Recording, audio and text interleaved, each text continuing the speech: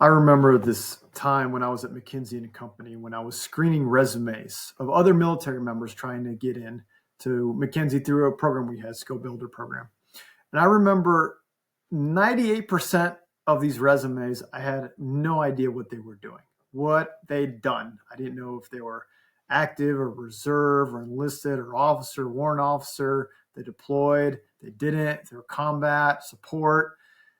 It was unbelievable the confusion I had reading these resumes. And it just showed how hard it can be to transition from the military, going through MBA programs and starting a career. So my name is Daniel Pinedo. I've lived through this. Through my time, I was in the Marine Corps. I've done several things, including spending time at McKinsey Company. I just kind of want to talk a little bit about the traps that we often have. One of the big things when we're in the military is that things are very clear, very structured. We know what we're doing. We know what our mission is. There's always a boss. There's always some intent, and we're building to that. We might be training, preparing for deployment, deploying, trying to get back home with the boys. Like, there's a lot of clarity on what we're doing. When we transition, we don't have that same level of community. We don't have that same level of direction. We need to create it. We need to know what is our next mission, but we've never used those muscles before. I think the primary challenge, if I had to say one primary challenge to escape this trap of ambiguity, is finding out, what is your next mission? What is your next mission? It could be your next mission, or it can be, what is my life mission that's bigger than I could ever achieve, but I can do a lot of things to achieve that throughout my entire life. But what's my next mission? I'd say that is going to be the biggest thing that military members need to work on. Okay. This defines so much. It gives clarity. It gives direction. It helps you understand what am I doing? I think when you're going to MBA school, the easy mission is, I just need a good job. Either I'm going to build a company, or I want a big name company on my resume. Like, that might be the mission, and that might be okay, right? But the more specific, the better it gets. Okay. But having some kind of mission that you're defining for yourself can be very, very important. Right. When I was at school, like a lot of people, I went to Rice, like it's a big financial school. Like a lot of fellow veterans, I ended up doing investment banking because that's what we did. They trusted us and they knew we could learn it. We could work long hours. We're good with teammates. And so I just joined that train and got into investment banking, upstream oil and gas in downtown Houston. And my mission was to get in. And I worked so hard to get in. And I had challenges. I had a newborn. My wife and I had our son 4 days before business school started. And it was very hard to do, finance and accounting. It was hard to figure out, what am I going to do next? And I had to talk to a lot of second years to figure out, what am I going to do next? And once I kind of bit that, I'm going to do this, I'd only had so much time. And I studied and I networked and I coffee chat and I worked hard to get that job, just like many people do. I had the challenge that I didn't get an offer. After 14 first rounds, I had one super day, second round interview, and 0 offers due to my grades. And I had to figure out, dig deeper. What is my mission? And my mission really was to get investment banking. I wanted to learn. I wanted to become good at finance. I knew it could help me. I knew it was one of those few chances in my entire life that I could get into that world. And so my mission became very clear: do whatever I could. I made a list of over 80 financial institutions in the Houston area. I made phone calls. I said cold emails. I walked in downtown Houston in my suit until both the heels of my dress shoes fell off, got new shoes to find someone to convince to give me a shot.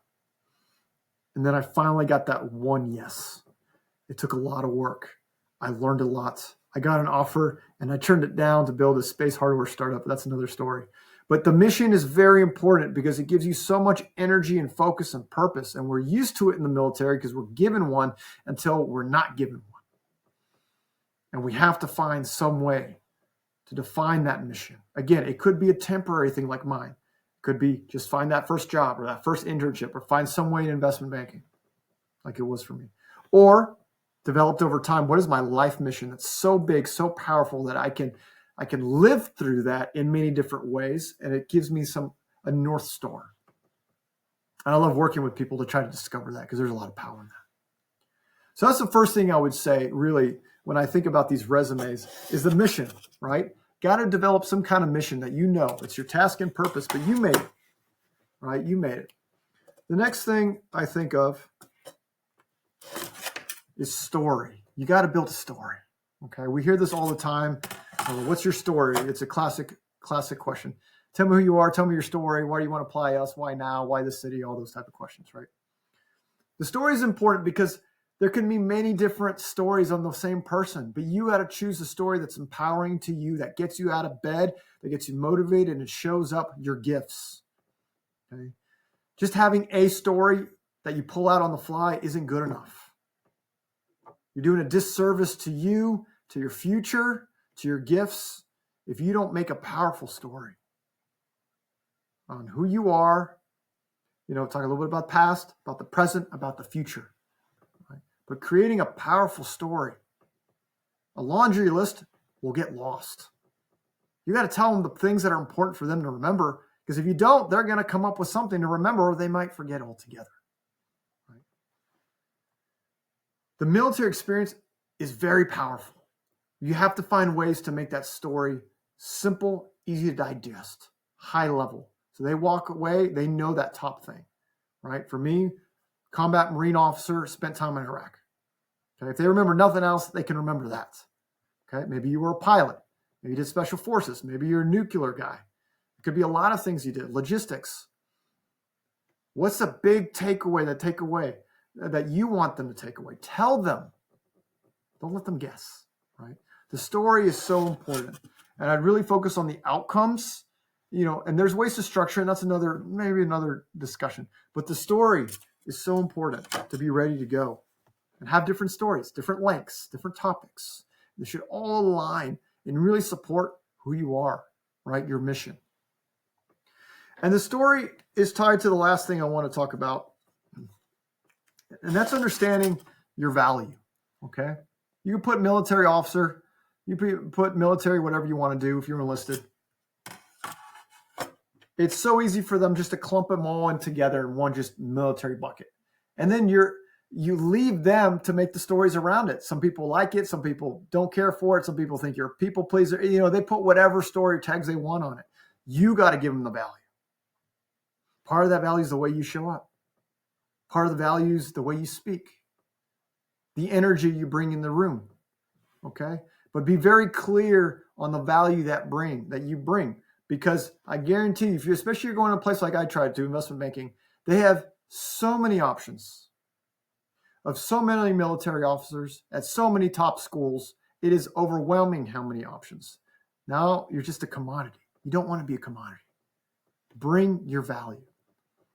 To demonstrate this point, I remember when I was visiting Harvard Business School, I was still active duty at the time, coming out of 29 Palms, California. And, it was a military specific day. So I went there and there was a whole bunch of military people. And I was walking around with the person leading us.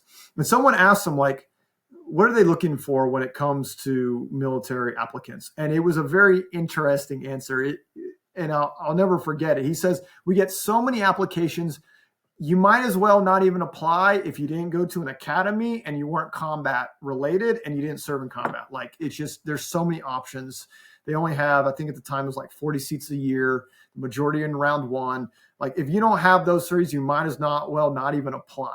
Like, that was the answer. And I could see the majority of the people in there was just kind of like, oh, like, I didn't go to an academy. I went to University of Michigan, but I was combat. I spent time in Iraq and I was in the Marine Corps.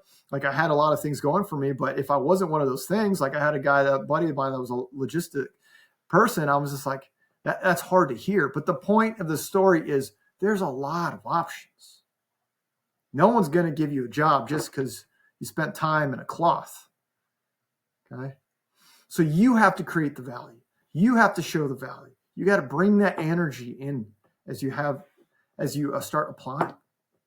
So hopefully those 30 things help, talking about the mission, being very clear to yourself, having a story, and understanding the values.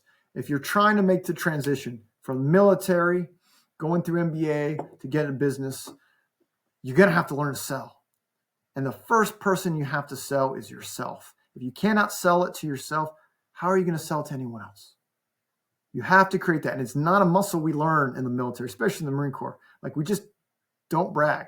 We don't talk about those things, right? But you have to learn to change it so they understand, because they don't know what you don't tell them, right? So I go back to those resumes. I think I looked at 250 resumes. And out of those, I probably picked about 8 to push forward, because it was so hard to figure out so many things. It was confusion. If I had to go to LinkedIn and spend more time researching this person's name than understanding through the resume, there was challenges. It just wasn't worth the time to continue. So I tell all this to encourage those who are trying to make the transition. All right. Focus on those 3 things that I shared. I work with folks as they make their transitions, because I love working with leaders to change this world. And I think military leaders transitioning into the business world is a huge component of what is going to make the future great. I'm working on programs. I have something upcoming soon. I'm going to be doing a masterclass session and a community mastermind, those type of things. So if you want to go deeper, please reach out. But hopefully this can be encouragement to you that you do have amazing things to offer. Just learning new muscles. Remember the first time you shot your M4, your M16. It might have been awkward, but you have to learn. At some point, it just becomes part of who you are. You don't even need to know. You just know it's on you. And if something happens, you know to pull it up. And you know your rounds, you know your radios, you know your pistol. You have it. You've dialed in. You've locked it in. It's training, training, training. All right. So I encourage you. Hopefully this is helpful, and I hope to hear from you soon. Thank you.